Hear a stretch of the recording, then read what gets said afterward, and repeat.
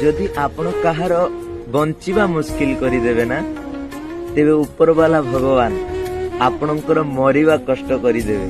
आ जानिचंती याको ही कर्मर फल कुहा जाए। तेणु करी कुहा जाए आज्ञा जदि आपण आंब गछ लगाईकी केबे पणस खाइबा पई चाहिले मध्य मिले नाही, अर्थात जदि आपण काहाकू कष्ट देबे, दुख देबे, जंत्रणा देबे तेबे आपण कोन भाबुचंदी मो जीवन रे सुख शांति समृद्धि पाइबी बोली?